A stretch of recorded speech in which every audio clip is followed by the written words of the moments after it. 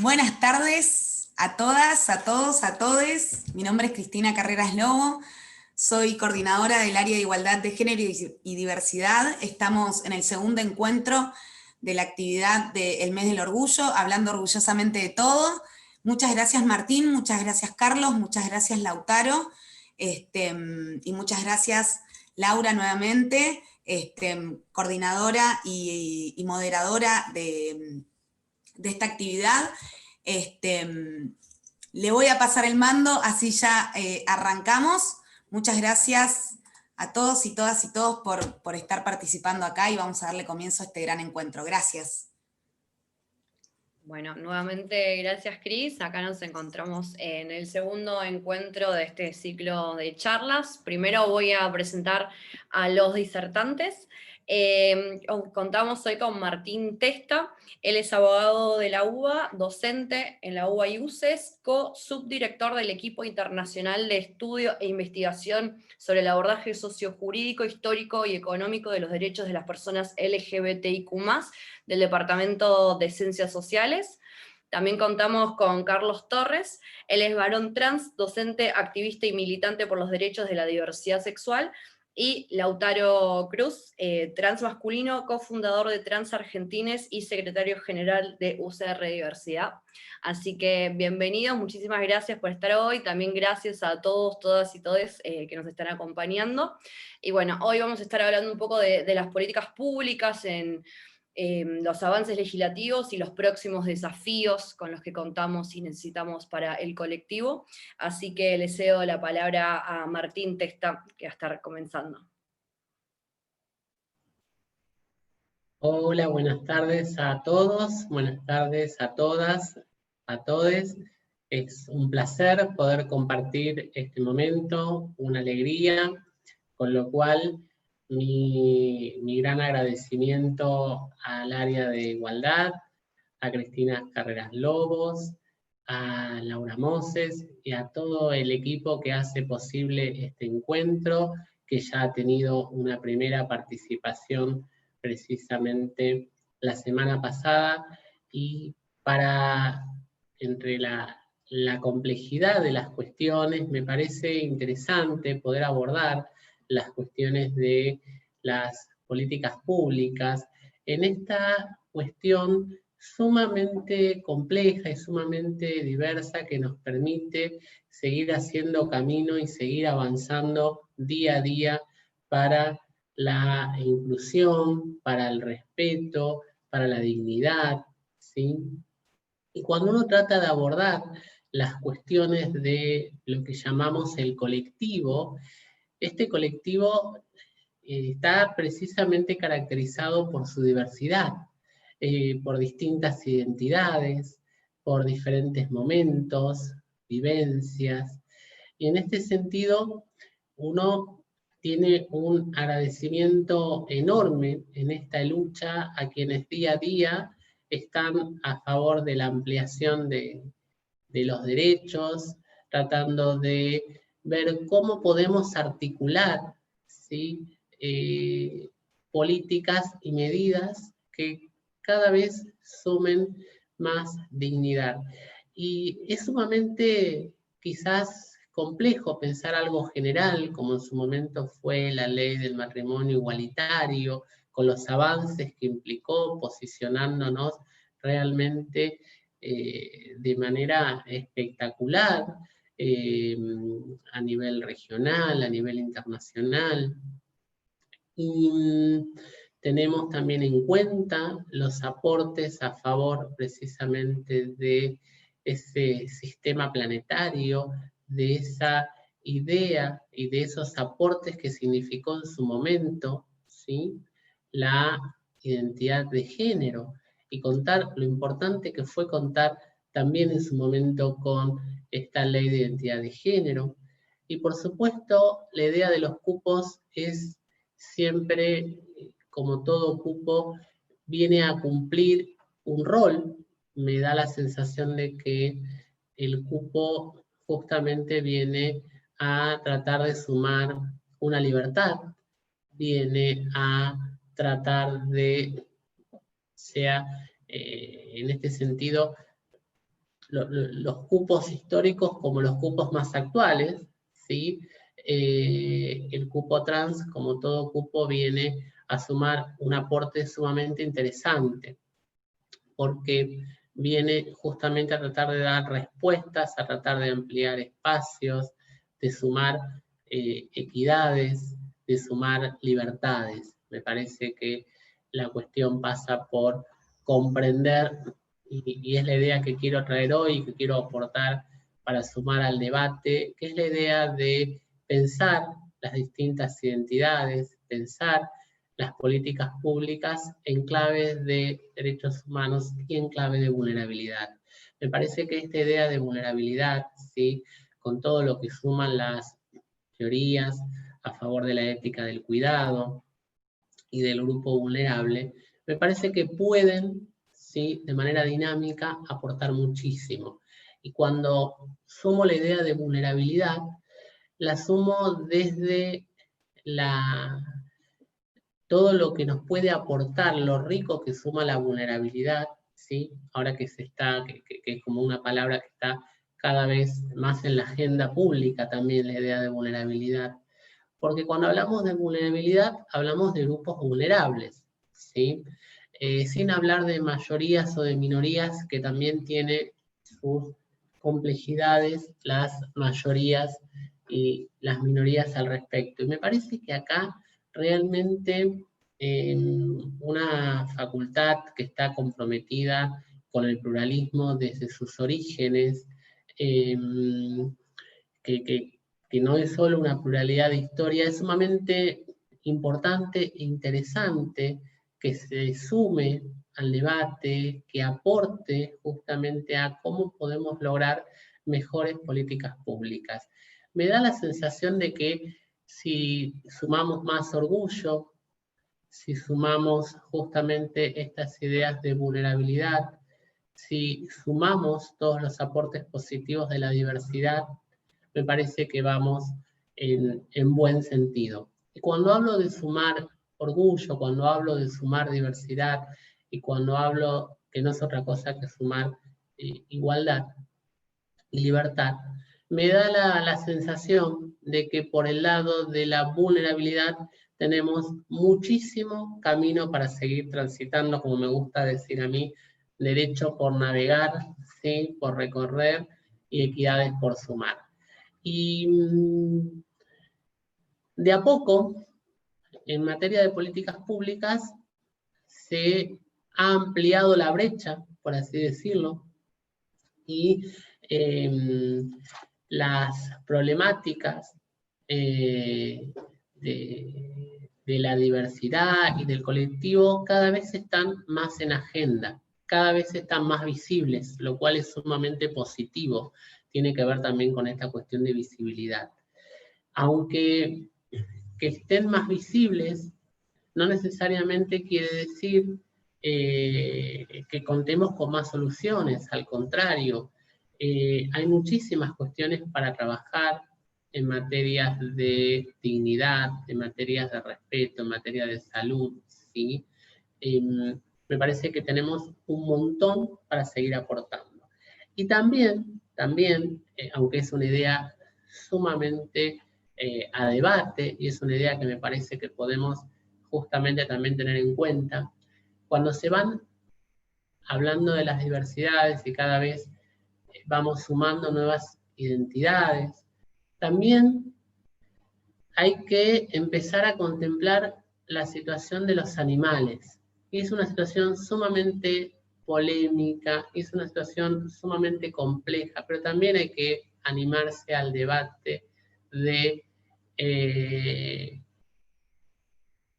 me parece que podemos también en clave de vulnerabilidad, también si trabajamos por la libertad, si trabajamos por la dignidad, de empezar a cuestionar y empezar a hacer visible la realidad de los animales con toda la situación que esto nos ocupa. Porque acá, por supuesto, que hay muchas miradas, y en ese sentido es sumamente positivo. Tenemos que tomar en cuenta los aportes que se han desarrollado, por ejemplo, en materia de de identidad trans sean, bueno, y hoy contamos justamente con personas que ahora luego van a compartir justamente sus aprendizajes, ya que soy de la idea que estamos siempre para aprender y estamos para sumar. Se viene recorriendo bastante. Por supuesto que queda mucho camino más por delante. Y así como de a poco se van sumando libertades, dignidades, y queda tanto por hacer, también me parece que podríamos animarnos a sumar, abriendo el debate entre las asignaturas pendientes, desde la diversidad, también la situación de los animales. Porque más allá de las distintas miradas y de las distintas realidades, también es sumar dignidad y también sumar diversidad, ¿sí? En clave de vulnerabilidad. Cuando uno, para quienes no están tan familiarizados con la idea de vulnerabilidad, cuando uno habla de vulnerabilidad, habla de un grupo vulnerable, habla de un grupo desventajado, habla de un grupo estructuralmente en una relación asimétrica de poder, desigual, y cuando propongo la idea de vulnerabilidad la propongo de una manera dinámica, la propongo sumando vulnerabilidad, como lo hace, por ejemplo, Florencia Luna cuando nos propone la metáfora de las capas, ¿sí? Me parece que la idea de vulnerabilidad, ya que hoy en día está tan en debate y hoy en día de a poco se va sumando también más a la agenda, es una buena herramienta, la mirada de la vulnerabilidad, ¿sí? Estos anteojos violeta, estos anteojos arcoíris, esta idea de vulnerabilidad me parece que también nos permite abordar, siempre para cada caso en particular. Cuando uno se aproxima a toda la complejidad y la diversidad del colectivo LGBTIQ+, en materia de políticas públicas, hoy en día también tenemos que animarnos a pensar cómo hacemos para abordar. Podemos hacerlo, los principios de Soyakarta nos dan esa idea de flexibilidad. Me parece que por esa idea tenemos que seguir transitando, por ese camino de... no sé si nos van a servir algunos modelos rígidos y quizás sea necesario alguna normativa más flexible. Me parece que esta idea del cupo trans es una mirada interesante, ¿sí? Entre otras cuestiones, para ir sumando. En su momento lo fue la CEDO, en su momento lo fue la Convención de Belén do Pará, para la situación también de grupos en situación de vulnerabilidad. Y hoy en día me da la sensación en materia de políticas públicas que tenemos que mirar hacia normativas más flexibles, que comprendan las distintas realidades, ¿sí?, de cada situación en particular. Lo cual eso también implica para nosotros, con toda esa estructura, pensar en modelos más flexibles, todo un desafío. Me parece que es un desafío que podemos transitar y me parece que es un desafío desde la idea de vulnerabilidad que podemos seguir sumando, porque es un desafío para sumar más libertades, ¿sí?, con mayor dignidad, ¿sí?, que no es otra cosa también que mayor calidad de vida. Es una idea en debate, por supuesto, pero me parece que podemos tener en cuenta. Y otra cuestión, y con esto ya voy aproximándome al cierre, a mí me parece sumamente interesante el tema de, en materia de políticas públicas, celebramos los avances, pero es importante para generar conciencia, para generar justamente valor el tema de la enseñanza. Muchas veces nos damos cuenta que la educación ocupa un lugar relevante. Entonces, me parece que, como diría el ex decano de la facultad, Atilio Alterini, en este proyecto de país, la universidad en un proyecto de nación, también animarnos a pensar en el tema de la enseñanza. Celebramos los avances y puertas adentro en perspectiva de géneros, en perspectiva de derechos humanos, en perspectiva de diversidad, cómo los enseñamos, cómo los hacemos realidad en los cursos, en las aulas. Me parece que esto es sumamente interesante. El tema de la enseñanza del matrimonio igualitario, el tema de la enseñanza de la ley de identidad de género, el tema de la enseñanza del cupo trans, me parece que esto es sumamente interesante para tener en cuenta, por eso celebro este tipo de encuentros y quedo desde ya a disposición, sin ocupar más minutos ahora, dejándolos para la ronda de preguntas y de contestaciones al respecto. Bueno, gracias Martín. Recuerdo brevemente quienes deseen hacer preguntas en el chat y eso al final de todo vamos a estar haciendo una ronda justamente de preguntas y para hacer un pequeño intercambio. Bueno, le cedo la palabra a Carlos. Ahí estamos. Bueno, ¿se escucha bien? Sí, bien. Bueno, buenas tardes a todos. Bueno, es un placer y una gran alegría compartir un ratito esta tarde con todos ustedes.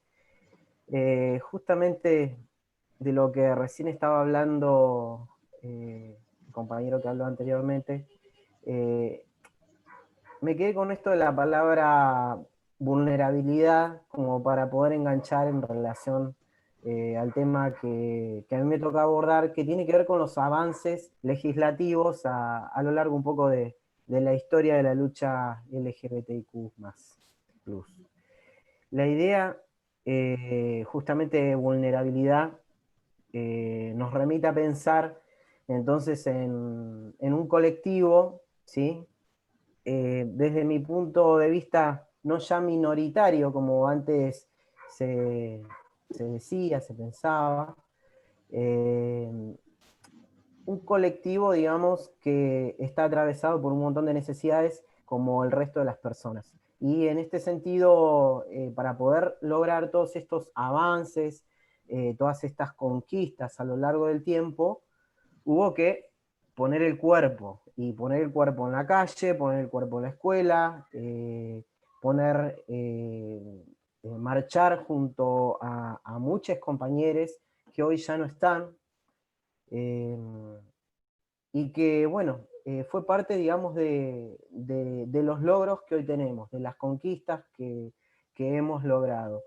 Y pensar en esto a mí me remonta a pensar a cuando yo tenía más o menos unos 20 años, cuando empecé un poco a tener contacto con el activismo en esa etapa de mi vida, en donde recién, digamos, empezaba a pensar en ciertas estrategias a nivel jurídico que fueran capaces de sentar precedentes, que fueran capaces de poder, digamos, ser utilizadas como una herramienta política para poder luego escribir un proyecto y presentarlo como correspondía, ¿no? Y se me viene a la cabeza un montón de compañeros. Ahora estoy pensando, por ejemplo, en César Sigliuti, un compañero que hace poquito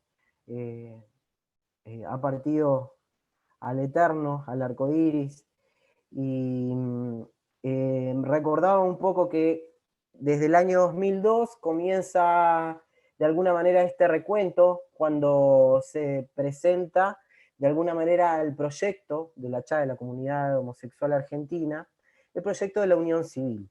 Este proyecto de Unión Civil, que finalmente se aprueba en la ciudad de Buenos Aires, en Cava, sienta el primer precedente a partir del cual dos personas, ya sea del mismo sexo o de sexo distinto, digamos, podían unirse civilmente. Esta ley de unión civil, de alguna manera, fue utilizada como herramienta para luego, después en 2005, poder presentar un proyecto de unión civil a nivel nacional. En este proyecto nacional también, digamos, pensado por las organizaciones LGBTIQ en ese momento, era otra estrategia que al ser nacional, o sea, al pasar por el Congreso de la Nación, digamos, ya incluía otro tipo de derechos que tenía que ver con la pensión, la herencia, la adopción, la obra social, o sea, derechos que tienen que ver con mayoritariamente el resto de los ciudadanos. Este proyecto perdió de alguna manera un estado parlamentario recién al siguiente año, pero 2 años después, en el 2007, comienza ya una serie de carreras de acciones de amparos judiciales que presentan otros compañeros, porque para poder pensar en un proyecto, en este caso, de una ley que permitiera que avalara el matrimonio igualitario, había que pensar en una modificación del Código Civil. Y para pensar en esa modificación había que también recurrir a estrategias políticas. Y en esto, digamos, en lo que se pensaba era en la inconstitucionalidad de 2 artículos del Código Civil, en los que luego más adelante se hace un cambio de denominación y se reemplaza las palabras hombre y mujer por contrayentes, perdón. Bueno, se presenta finalmente este proyecto de modificación del Código Civil que da lugar a lo que es el matrimonio de personas del mismo sexo, respaldado en ese momento por varias organizaciones que formaban parte de lo que era la Federación Argentina LGBTIQ. Otra estrategia que se utiliza recién en el año 2008 fue cuando César y Marcelo, parejas, viajan a España, se casan y luego, digamos, como estrategia política utilizan la inscripción de su matrimonio acá en la Vuelta a Argentina y, digamos, es como que cada cosa va sentando un precedente. Finalmente, en el año 2009, la jueza Seijas es quien toma esta declaración de inconstitucionalidad de estos 2 artículos del Código Civil, del artículo 172 y del artículo 188, y a partir de esto, digamos, permite, entre varias idas y vueltas, el matrimonio que todavía recordábamos seguramente entre Freire y Di Belo, que terminan casándose en la ciudad de Ushuaia, en la provincia de Tierra del Fuego.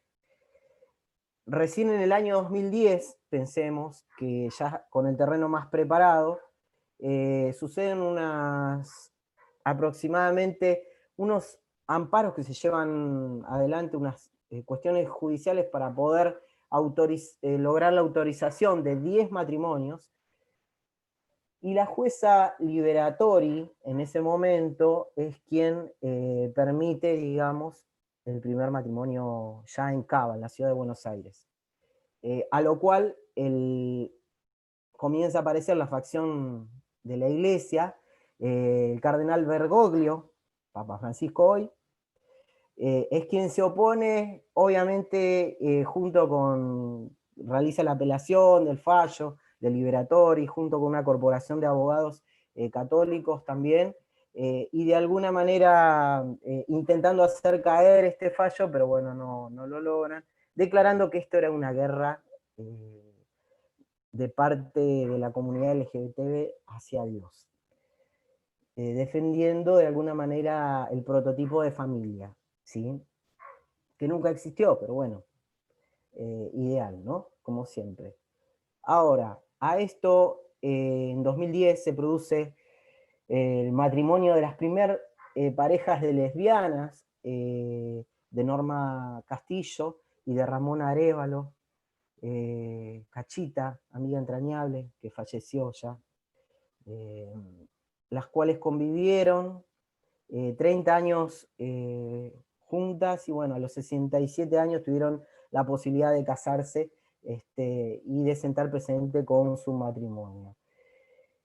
Como para resumir un poco, 10 matrimonios sucedieron hasta lo que fue la sanción, en este caso de la ley de matrimonio igualitario, ¿sí? En la que se logró previamente, también con idas y vueltas en la Cámara Baja, y la modificación del Código Civil.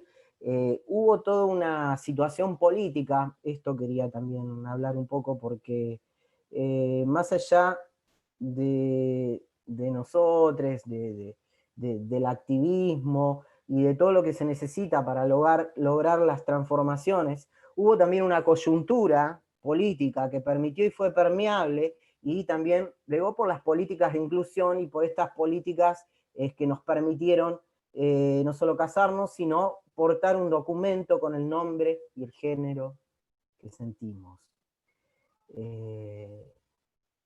Esto no es menor, ¿sí? Y hay que tenerlo presente porque en los 4 años de gestión anterior macrista, estos derechos estuvieron, digamos, en peligro, y estuvimos también en boca del presidente y de la vicepresidenta con sus dichos hacia las personas de la comunidad LGTBIQ, y bueno, realmente eso nosotros como comunidad lo tenemos muy presente. En el momento en que se sanciona la ley de identidad de género, cuando primero pasa por la Cámara Baja, votó a favor y estaba presente el expresidente Néstor Kirchner, que en ese momento pertenecía al Frente para la Victoria, y que era presidente del Partido Justicialista en ese momento, durante la presidencia de Cristina Fernández de Kirchner.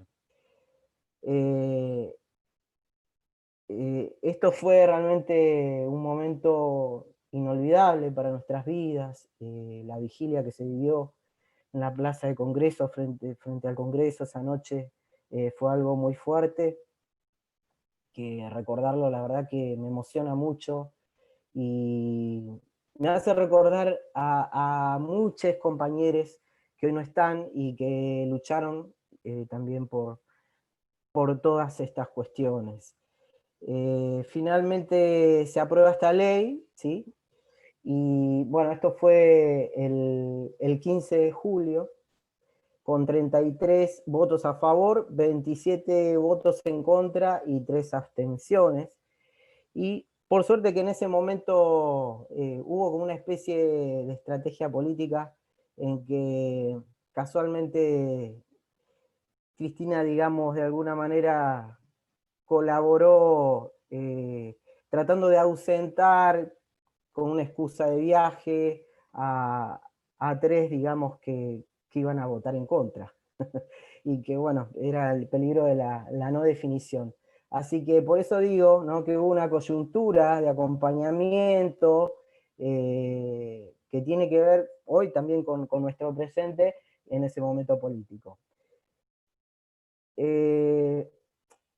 Lo que quería, digamos, también con esto compartir es que, más allá de las cuestiones que tienen que ver con los antecedentes que se vivieron, ¿sí? Fueron luchas que las recordamos de haberlas caminado, de haberlas presenciado, y eso es lo rico.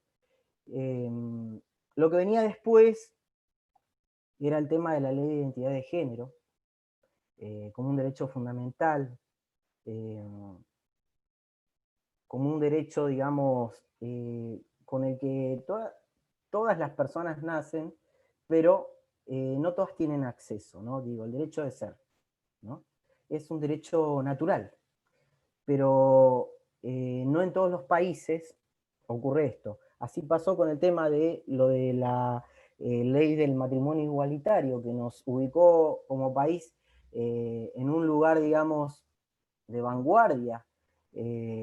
Algo parecido ocurre con la ley de identidad de género, porque de alguna manera despatologiza. En muchos otros países, para poder hacer el cambio de identidad de género, una persona tiene que recurrir a una serie de revisaciones médicas, de consultas, pericias psiquiátricas. En este caso no, basta con que la persona declare por voluntad propia la voluntad de querer hacer el cambio de identidad de género y elegir su nombre, sin tener que constatar ningún tipo de hormonización, ni operación, ni nada por el estilo. También la ley de identidad de género tuvo también sus antecedentes. Por ejemplo, a partir del año 2007 se impulsan una serie de políticas que tienen que ver con propuestas legislativas hacia las personas trans y travestis, en relación al derecho a la identidad y en relación también a la salud, ¿sí? A la atención integral de la salud. Se empieza a pensar, se empieza a proponer, se empiezan a escribir proyectos, y hasta que en el año 2010 varios representantes de determinadas organizaciones LGTBIQ forman el Frente Nacional por la Ley de Identidad de Género. Y ya la Marcha del Orgullo comienza a tener esa consigna, ¿sí? Nuestros nombres, nuestra identidad, comienza a colectivizarse solidariamente esta lucha. En esta alianza que conforma el Frente Nacional por la Ley de Identidad de Género se unen, digamos, se integran 15 organizaciones aproximadamente, ¿sí? Que comienzan, digamos, a proyectar lo que sería el proyecto que se presenta primero, obviamente, en la Cámara de Diputados, que fue, la verdad, que rápidamente, por decir así, liquidado, con 167 votos a favor y 17 en contra y 7 abstenciones. Fue bien claro. Una vez que está aprobada, pasa al Senado, y donde también es obviamente aprobada, se promulga el 24 de mayo de 2012, 2 años después de lo que fue la ley de matrimonio igualitario. La ley de identidad de género, 26.743, permite modificar nuestros nombres de pila en función del género autopercibido, según cómo nos sentimos, y permite también acceder a los tratamientos médicos que tienen que ser debidamente cubiertos por las obras sociales y en lo que en ese momento se llamó el plan médico obligatorio. Recién escuchaba de alguna manera al compañero esto tan importante que dijo. La educación tiene el deber de desempeñar una función esencial en lo que es el tratamiento de estos temas, en lo que es la inclusión, en lo que es la ley de identidad de género, en lo que es la ley de matrimonio igualitario, la ley de cupo laboral trans, todas las cuestiones legislativas, pero además también la educación tiene la obligación no solo de formarse en esto, sino de tener una actitud de apertura, una actitud de inclusión. Tenemos que lograr que la escuela sea el lugar más democrático que nos permita construir a todos, que nos permita la libertad de ser, que nos permita deconstruirnos y construir. No se puede construir nada si antes no deconstruimos un montón de cuestiones que tienen que ver con la cultura patriarcal, con el sistema que nos aliena, nos oprime cada vez más, y nos intenta imponer cuestiones heteronormativas, estereotipos, imágenes. No se puede construir sin antes de construir. Y la escuela, desde mi punto de vista, es la panacea, es el mejor lugar de creación y de producción y de deconstrucción de todo este tipo de estereotipos que nos impone la cultura, ¿sí? Y para eso existe una herramienta que lo garantiza, que es la Ley de Educación Sexual Integral, ¿sí? La Ley 26.150, que nos permite y nos da las herramientas para poder abordar estos temas. En materia de esto, y hay mucho que falta, muchísimo. La ley de ESI ya queda chica, ya queda atrasada, ya queda anacrónica, se quedó en el tiempo. en su momento, en el 2006, fue una herramienta muy necesaria y formidable. Hoy ya hay que transformar, ¿sí? Hay que salir, romper el binarismo, hay que construir un montón de estereotipos con las que también fue escrita, dibujada, pensada. Hay que desbiologizar la ESI, hay mucho por hacer en relación a esto.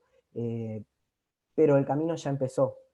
Y es importante tener en cuenta quiénes, digamos, nos permiten de alguna manera construir estos caminos y quiénes no. Esto es importante, es muy importante. En relación a lo que sería la ley de cupo laboral trans, la verdad que me remonta a pensar en una compañera entrañable que siempre la llevaremos guardada en nuestros corazones. Esta ley de cupo laboral trans está inspirada, inventada por Diana Zacayán, una compañera matancera, de la matanza, del conurbano, de la periferia urbana, que desde la humildad de su vida, desde la pobreza que vivió, desde la vulnerabilidad, desde la exclusión, desde todo lo que implica ser una persona trans en este mundo, en esta sociedad, y sobre todo en lo que es en los barrios más populares, pensó, diseñó lo que hoy se llama ley de cupo trans. Esta ley laboral fue pensada, inventada por ella a partir de una serie de estudios, de la militancia enorme y ferviente que le dedicó junto con otras chicas trans. Está basada en estudios que tienen que ver también con la estadística, porque se realizaron censos. Fue una persona que pensó en políticas de salud, de inclusión, en este sueño de pensar que lo laboral le iba a cambiar la vida a sus compañeras y a sus compañeros.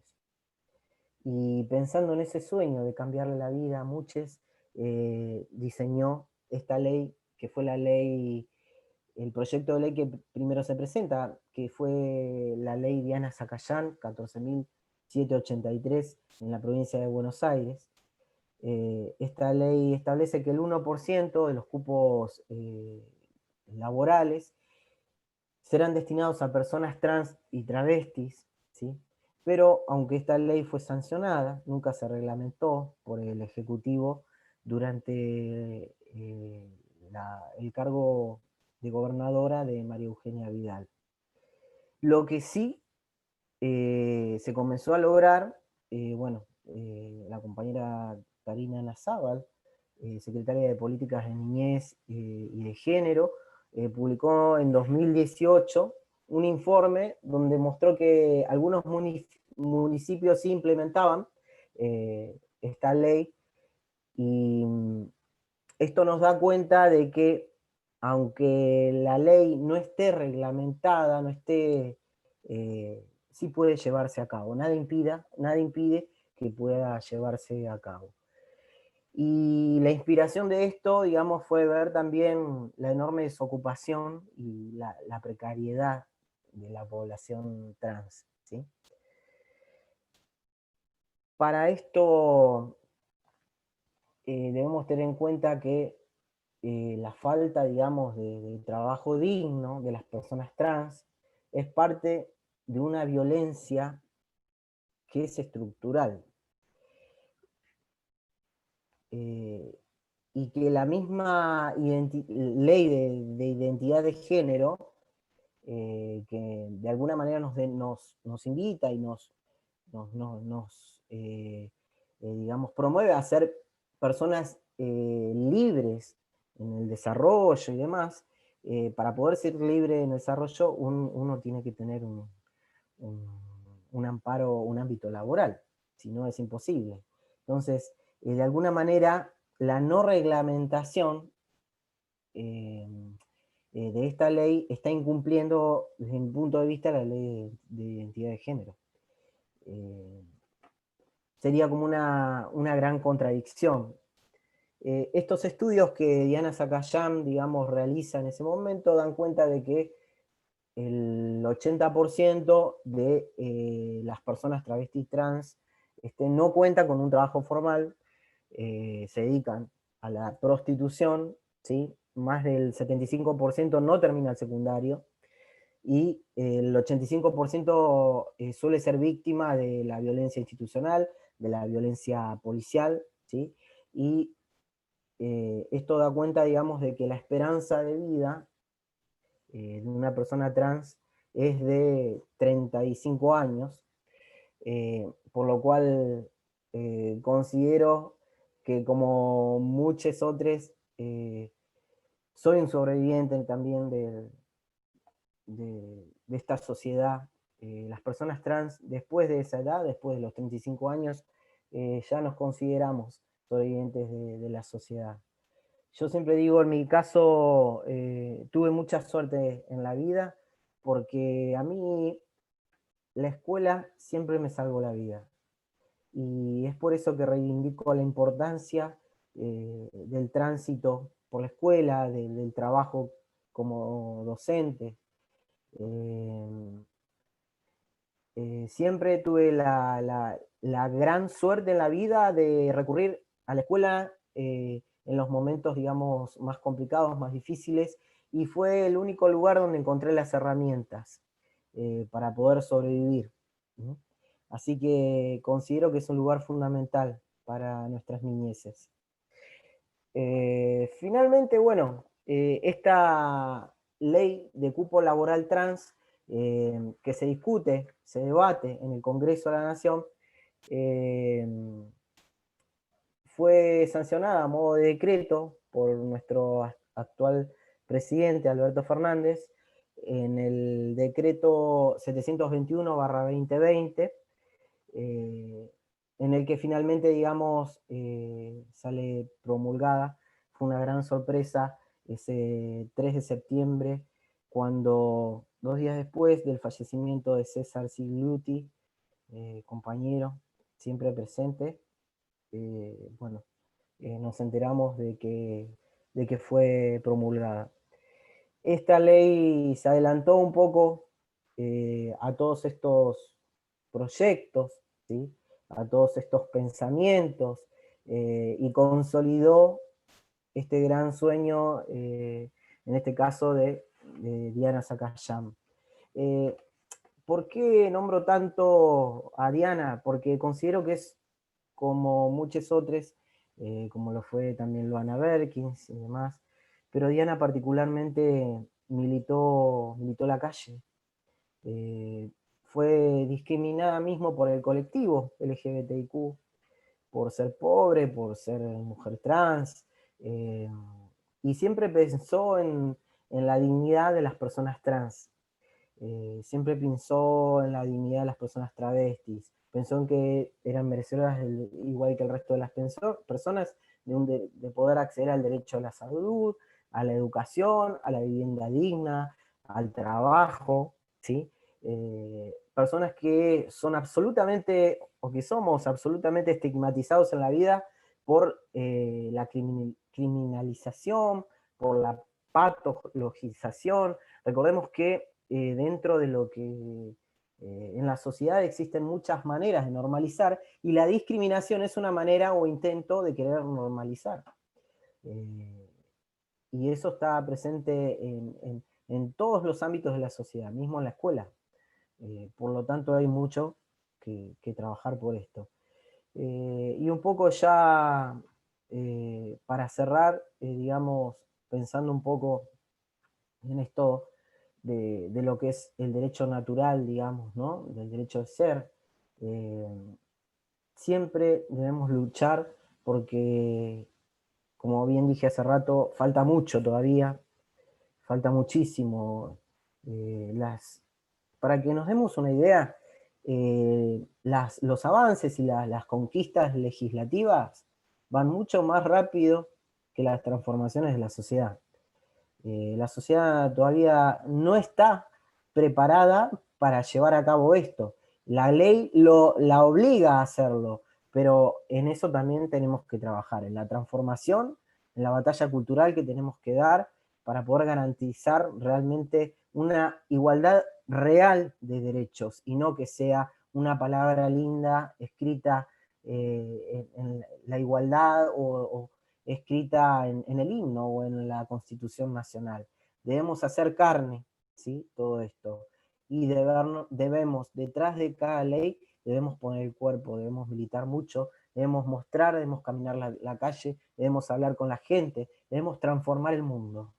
Si hoy yo me visibilizo como varón trans, como docente, en cada lugar que transito, es justamente porque lucho para que esta visibilización valga la pena, para que esto, digamos, pueda generar una transformación tal que las niñas que vienen detrás mío no tengan que pasar ni por la mitad, ni por un cuarto, ni por nada de lo que nosotros hemos pasado.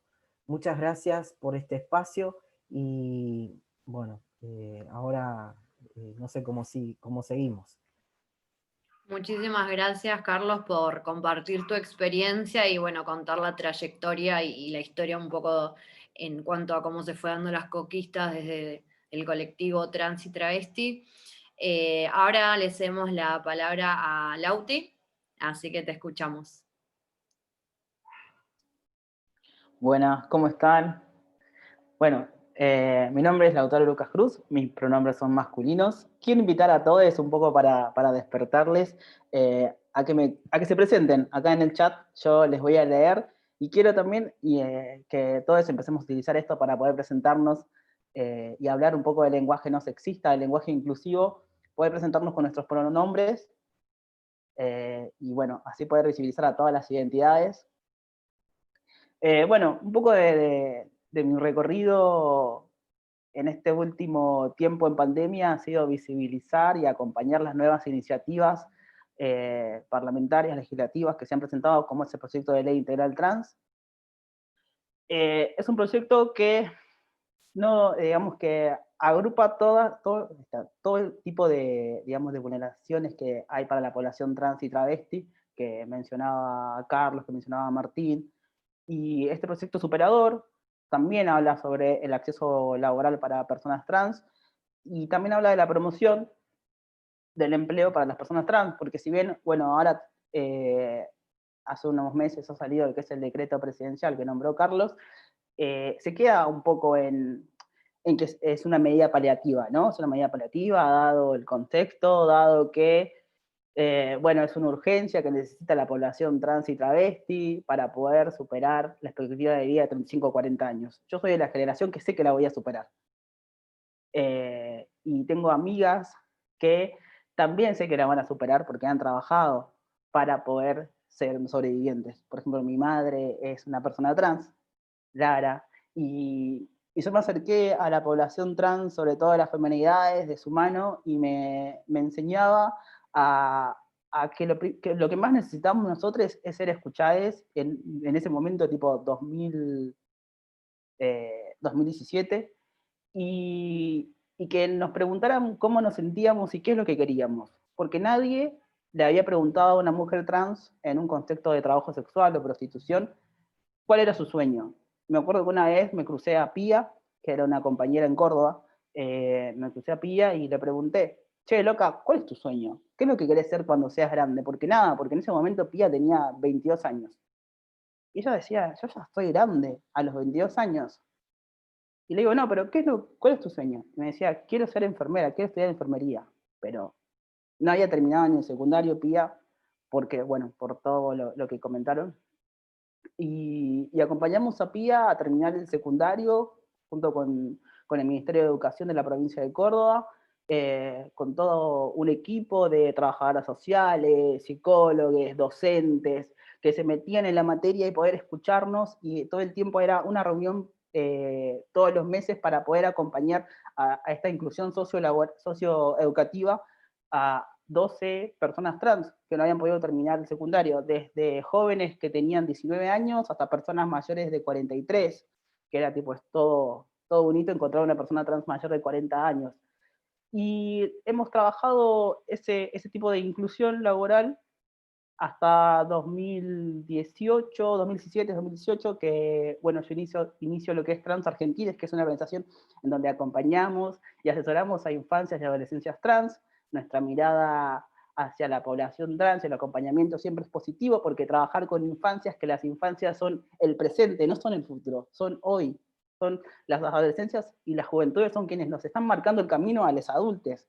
A mí me pasa de hablar con pibites y les comento de la ley integral trans y entienden que la ley integral trans contempla también a sus personas, digamos, porque no, cuando nos invitaron hace 2 meses a estar en el Congreso de la Nación para hablar sobre el acceso laboral para personas trans y travestis, yo les decía que mi sueño, ¿sí?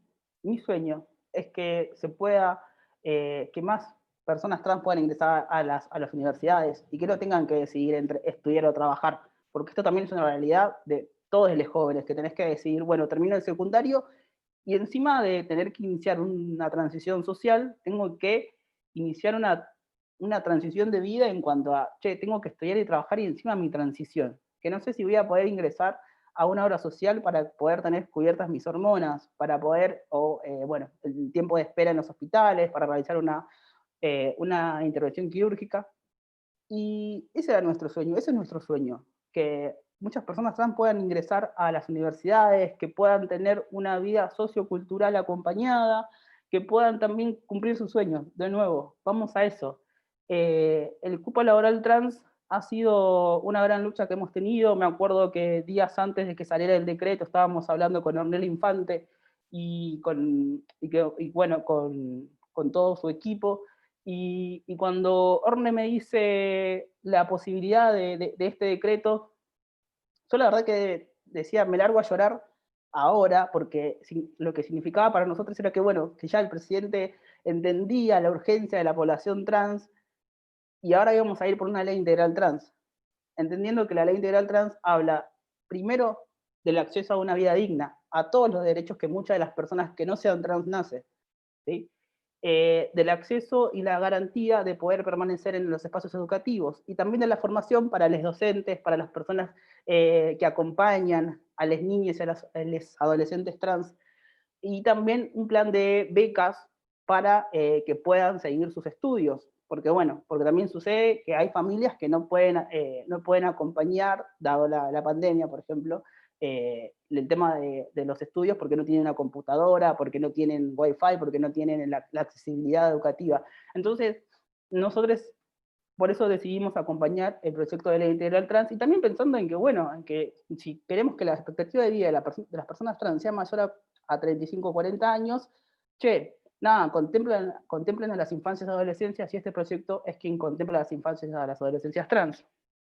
Y también, junto con la ONG, nos ha tocado acompañar a jóvenes menores de 18 años en dispositivos de cuidado, en donde un juez o una trabajadora social o un trabajador social ni siquiera le pregunta sus pronombres, tipo, onda, lo ven como algo que está metido en un sistema, y cuando salga a los 18 años de ese sistema y siendo una persona trans, mucho menos que menos va a saber cuáles son sus derechos.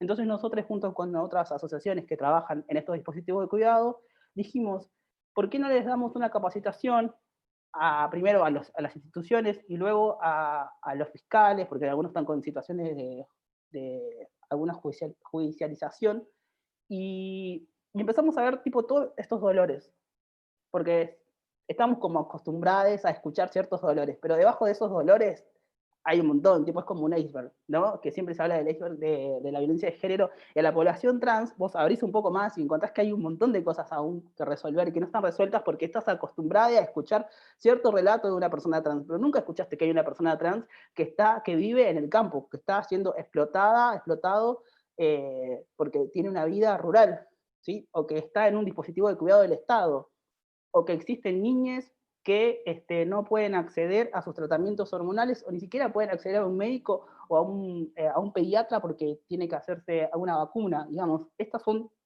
todas las realidades que pasa hoy la población trans y travesti en Argentina. Entonces, la ley integral trans viene a saldar este tipo de vulneraciones que las pasamos en la cotidianidad. Y vuelvo a mencionar que, nada, como nosotros desde la ONG acompañamos, hemos visto que se ha profundizado la crisis, sobre todo, bueno, justo ahora estaba hablando de los números de las personas trans que han desertado la escolaridad, dado que no tienen los medios para poder acceder a las clases virtuales o acceder a un Zoom que tanto digamos, es cotidiano para nosotros. Y es algo que nos preocupa y es lo que siempre tratamos de marcarles, y también les decimos a las familias que acompañen, y también a los docentes que nos acompañen a nosotros para también poder acercarles todo tipo de material, para que entiendan cuál es una transición sociocultural y una transición médica, que, bueno, en Argentina mucho hablaban de la ley de identidad de género. En la Argentina se puede acceder y se garantiza a través del Estado un tratamiento de reemplazo hormonal en las operaciones quirúrgicas, pero se debe garantizar el acceso a la salud integral, ¿sí?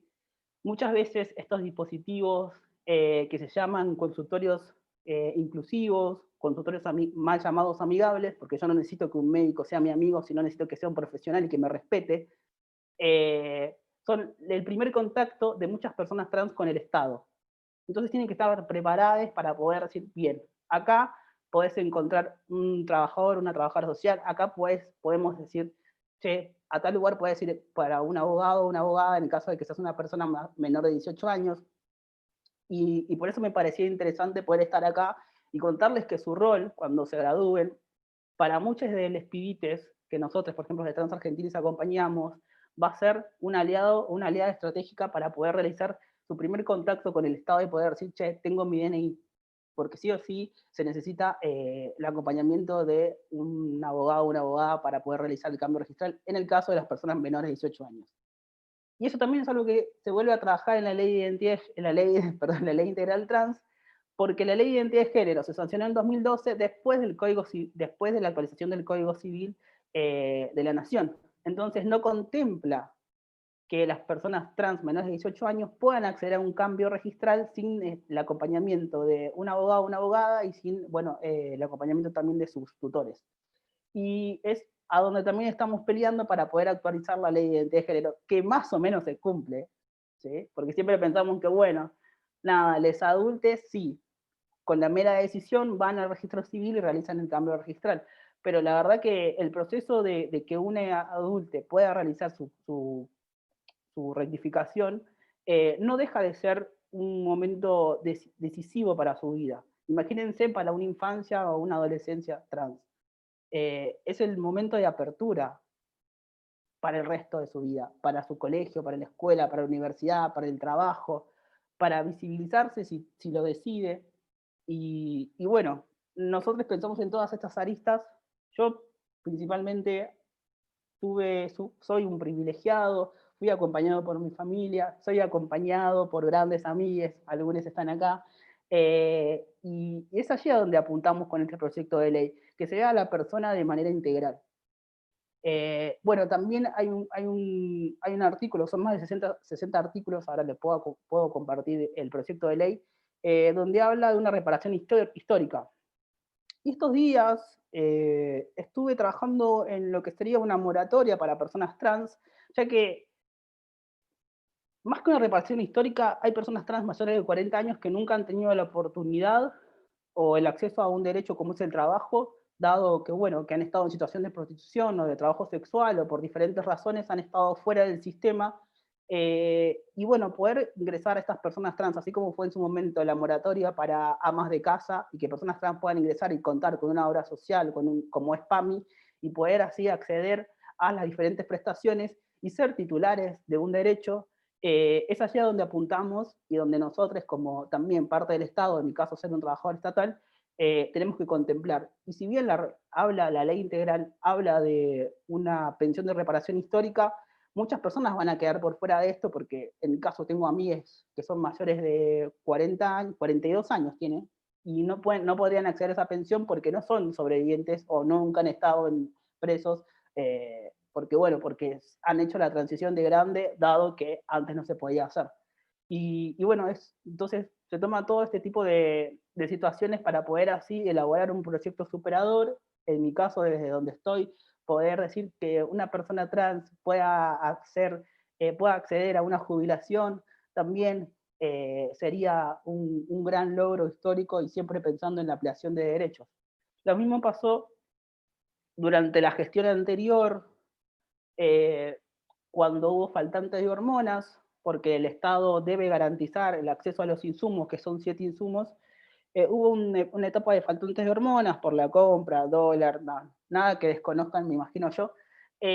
También impactó en la salud y elaboramos junto con en ese momento la Secretaría de Salud lo que sería una resolución para que las obras sociales puedan cubrir, en este caso, las hormonas, porque no se estaba realizando, tipo, de vuelta, todo lo que tiene que ver con la medicina privada no estaba cumpliendo con la ley de identidad de género.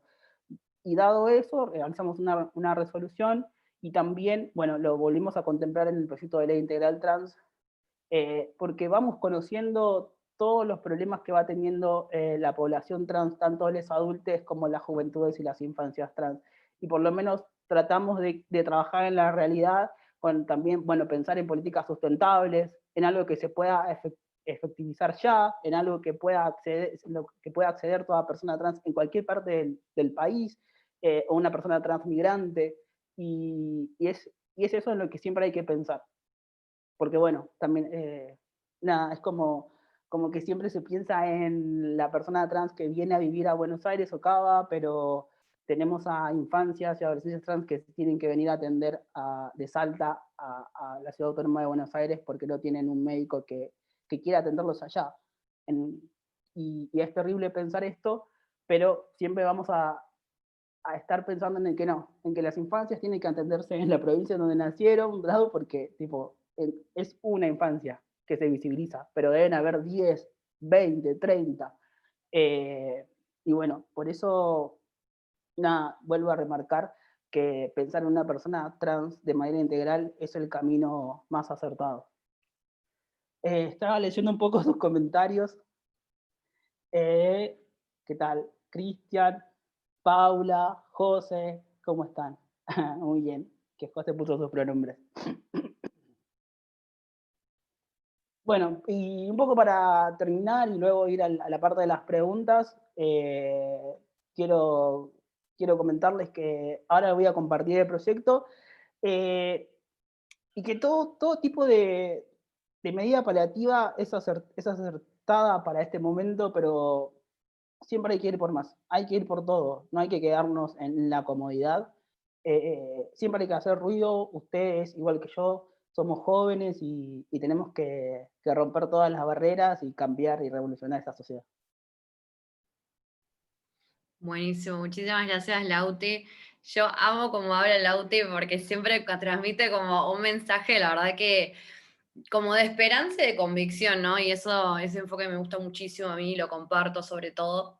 Así que bueno, gracias nuevamente. Bueno, tenemos un par de preguntas. Si les parece, las voy a ir leyendo a medida que me las va mandando Cris. Y ahí, bueno, quien quiera hacer un aporte, Carlos, Lauti, Martín, avisa y bueno, se desmutea y habla, ¿dale? O quizá una que otra es más como hacia una que estuvo más hablando de un tema y bueno, así voy avisando. A ver, acá hay una pregunta que dice, en relación a la ley de identidad de género, una vez habiendo hecho el cambio, o sea, parafraseando y cambiando registral de DNI, lo relacionado a eso, si después se puede volver a cambiar, preguntan.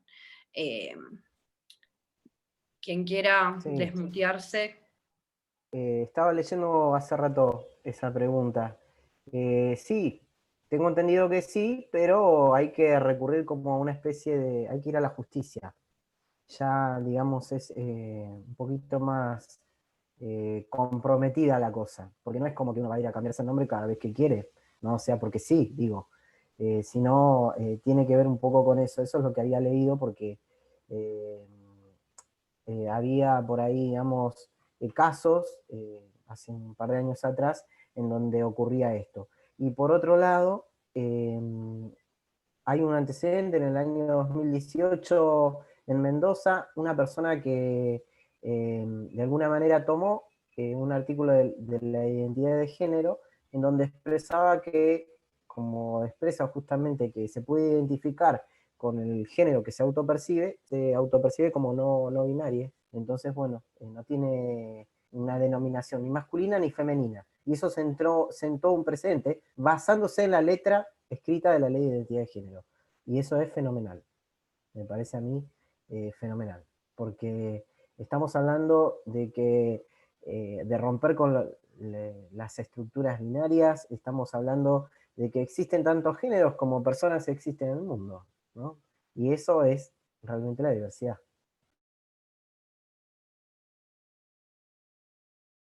Bien.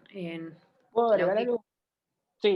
Sí, en la ley de identidad de género se contempla la posibilidad, vuelvo a mencionar, el acceso a la rectificación de la partida de nacimiento y DNI, son dos cosas diferentes, se contempla que sea un derecho pero no una obligación. Ahora, si una persona realiza un cambio registral y luego quiere deshacer la rectificación de la partida, depende de la provincia cuál va a ser la aplicación. Hay en el caso de algunas provincias que contemplan o que tienen algún tipo de convenio con los colegios de abogados y se puede realizar un juicio abreviado. Siempre es un juicio corto, de 3 o 6 meses. No sería en el caso de la pandemia, pero siempre va a salir, al igual que en el caso de las infancias, a favor para la persona.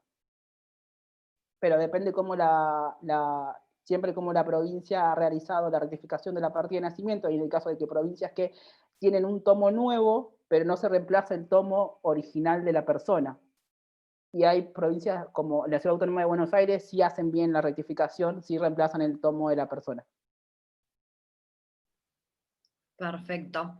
Tenemos otra pregunta que es quería consultarles sobre el amicus curiae y su instrumentación. No sé si ahí quizá Martín, que es el abogado de la sala, quiere aportar, o bueno, quien quiera. La figura del amicus siempre, por supuesto, que es un recurso sumamente interesante. Y acá, sumando también lo que mencionaba en su momento Carlos y explicaba muy bien Lautaro, acá en materia de identidades y en materia de diversidades, cada vez es mayor la amplitud, cada vez es mayor justamente la diversidad. Y no es un detalle menor tener en cuenta la realidad de cada persona en particular, porque inclusive dentro de distintas identidades trans, cada realidad, por supuesto desde esta idea de vulnerabilidad, puede encontrarse con una vulnerabilidad que a esa vulnerabilidad estructural se le van a ir adicionando, por así decir, de manera dinámica, situaciones que van a partir quizás de una vulnerabilidad general, pero que en cada caso particular, sobre todo con esta idea de las redes de contención, los apoyos, el tema de la educación, todo esto justamente cuando uno trata el tema de, y lo enfocaba muy bien tanto Carlos como lo explicaba Lautaro, cuando uno trabaja, por ejemplo, con el tema del derecho de la vejez, no es un tema menor que, como la mayoría de quienes estamos aquí presentes lo tiene en mayor o menor medida presente, cuando aborda uno la temática de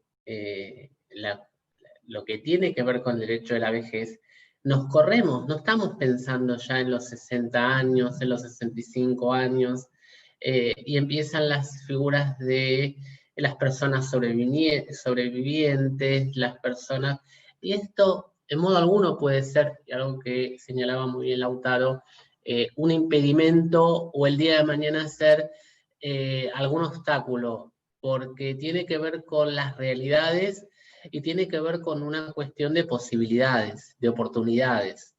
Entonces, no podemos abordar la cuestión ni de la niñez, ni de la vejez en algunas identidades con las circunstancias generales, porque cada situación, y en este sentido es muy importante la idea de vulnerabilidad, es decir, en materia justamente de identidad trans, los 35 son como los 70. Y encima con muchas diversidades en cada situación en particular. Y acá toda herramienta es bienvenida, con lo cual los amicus muchas veces han sumado aspectos positivos. Y si es así, bienvenido sea. La idea pasa justamente por sumar, me parece, libertad, por sumar dignidad. Y esto que también planteaba Lautaro es muy interesante en materia de si es la mejor opción o no, la idea de reparación histórica, la idea de moratoria. Todo esto que mencionaba Lautaro es sumamente interesante, en donde por supuesto podemos sumar distintos aportes, pero me parece que son los debates que hay que transitar, y sobre todo desde la universidad y desde el espacio del área de igualdad y diversidad, me parece muy, muy interesante que se puedan abrir estos interrogantes y estas cuestiones que hoy en día están en la agenda pública, que hoy en día creo que en este sentido también, como lo mencionaba Carlos y Lautaro, hoy en día están en la agenda. Y eso es importante, eso es positivo. Genial. Bueno, tenemos algunas preguntas más. A ver, acá hay una contribución que es: me interesaría involucrarme más en contribuir con algo que pueda ser útil y nunca encuentro cómo, no sé qué modo, y que si alguno sabe o me quiere contar en qué involucrarme, les agradezco. Un montón de maneras. Más ustedes que están en derecho, ahí le mando un saludo a Sol. Nosotros en Transargentines tenemos lo que sería, tomamos a asesores trans y cis, no binarias, todas las identidades. Así que bueno, son invitadas a participar en transargentinos@gmail.com, ese es el mail, pueden mandar su CV y así pueden tener una entrevista con nuestro equipo de construcciones. Eso por un lado. Ahora yendo más al tema de las redes, comentar, nada, que ustedes pueden también, en el tema de que pueden acceder a realizar una carta para quienes no puedan acceder a través de sus obras sociales a un tratamiento de reemplazo hormonal, porque pasa mucho que las obras sociales rebotan las autorizaciones del pedido de hormonas o de las operaciones quirúrgicas, que puedan también hablar de que existe la diversidad dentro de la universidad, de que puedan invitar a más personas trans a las universidades y bueno, ni hablar después de muchas organizaciones que realizan en este momento colaboraciones con comida, barbijos, alcohol en gel y todo eso. La verdad que nada, les invito a Trans Argentines, por lo que el chivo, Trans Argentines en Instagram, allí siempre compartimos también muchas actividades, porque en el caso nuestro tenemos un ecosistema colaborativo que nos permite trabajar con otras organizaciones, y bueno, siempre hay que estar atentos y atentas también a lo que la población trans les dice.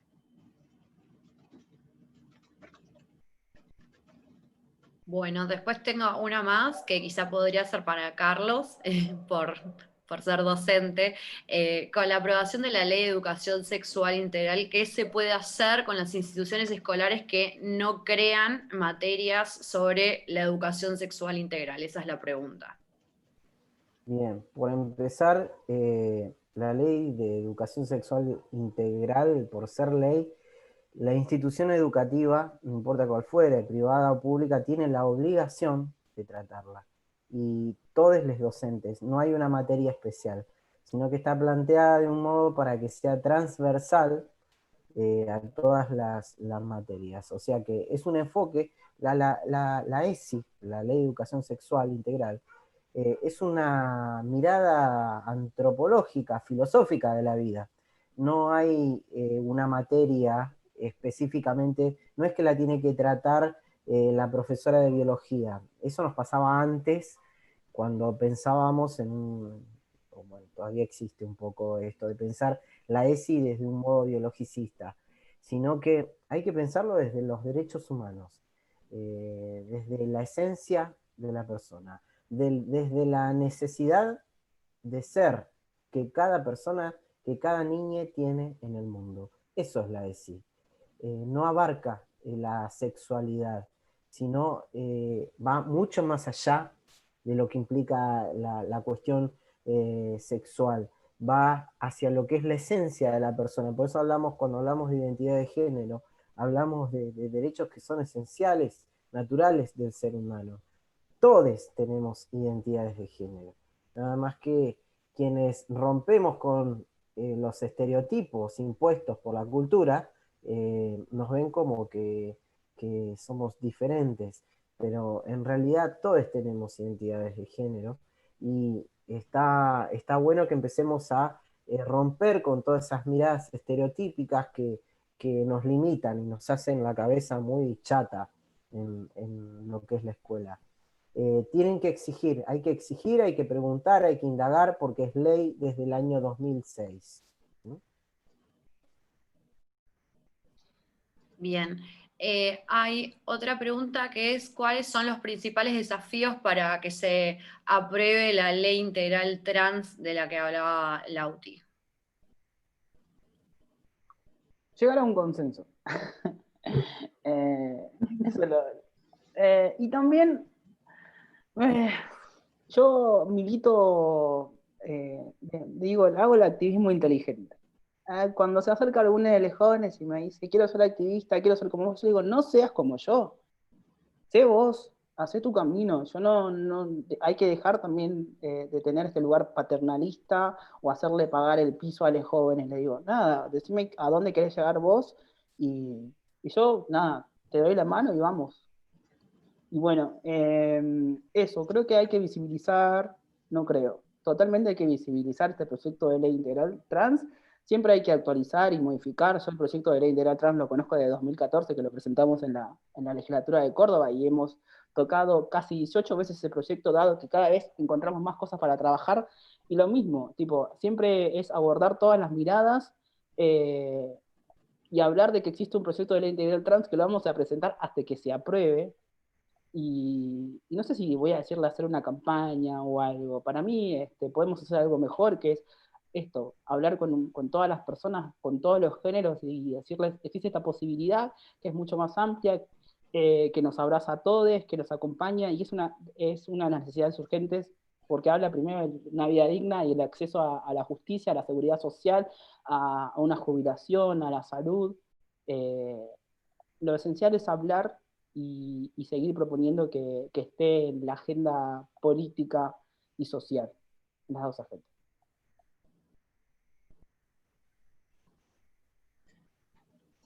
Acá, si se me permite, compartiendo lo que bien mencionaba precisamente Lautaro, creo que pasa por una cuestión justamente de consensos, y es muy importante el tema de la visibilidad, del trabajo en equipo y de también formar, trabajar en las diferentes etapas de la vida, es decir, en el tema de la vejez, pero también en el tema de la niñez y de la adolescencia, en también proyectar el país y la nación que nosotros queremos, justamente con mayor dignidad y con mayor calidad de vida para las personas. En este sentido implica, aunque uno pueda sonar un poco utópico, pero la utopía precisamente sirve para eso, sirve para caminar, aunque el horizonte, como diría Alterini, como diría Galeano, se corre 2 pasos, creo que sirve para eso.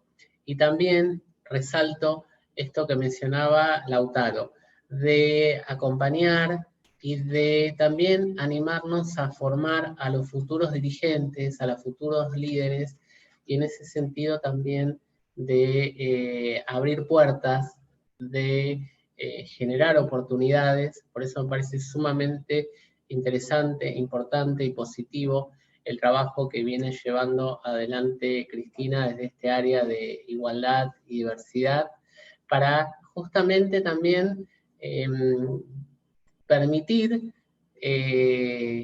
ese cuestionamiento y ese crecimiento de manera conjunta, y también animarnos a a compartir y acompañar a los futuros líderes, futuros dirigentes, también asumiendo el rol en ese sentido de estar a la par para animarse a formar futuros referentes y dirigentes comprometidos, comprometidas con justamente estas cuestiones que hacen a la dignidad y a la calidad de vida y oportunidades de todas, todos y todes.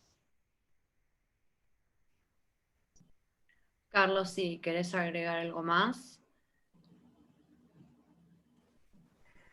Bueno, y acompañar toda esta lucha, digamos, con la transformación, dando la batalla en el día a día, en la batalla cultural, en cada uno de los ámbitos que nos toca, ¿no? Yo creo que es la única manera de seguir transformando, y esto que decía Lautaro de la visibilidad, y que yo nombraba esto de la importancia de visibilizarse, tiene que ser para eso, tiene que valer la pena esta exposición, esta cuestión de poner en las cartas sobre la mesa de quienes, digamos, también estamos dispuestos a poner la vida en esto, ¿no? O sea, hace falta mucho. Y invitar también a las juventudes, a las chiques, a que se sumen a los distintos espacios, para poder, hace falta mucha, mucha, mucha militancia en esto. Así que bueno, muchas gracias por el encuentro y por el espacio que me permitieron acá.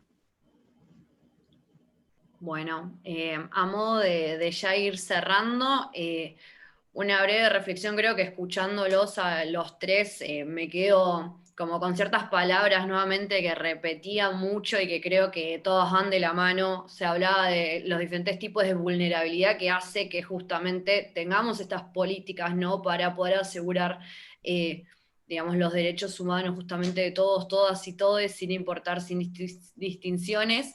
Y que ahí es importante lo que vos decías, Carlos, sobre el militar en las calles, de estar en el día a día y de que realmente fue de abajo para arriba, y que bueno, hubo un acompañamiento importante de manera estatal más o menos en diferentes momentos, pero yo creo que siempre el colectivo, el movimiento estuvo presente y eso es lo más importante porque somos protagonistas en definitiva, y que eso no sería posible sin lo que decía Lautaro, que es el consenso, ¿no? Que necesitan todos los espacios para poder seguir impulsando estas políticas públicas, y si bien hemos tenido conquistas importantes, acá quedó más que claro, hay cosas que todavía debemos profundizar para que no quede en lo paliativo, sino que pueda ser un abordaje integral.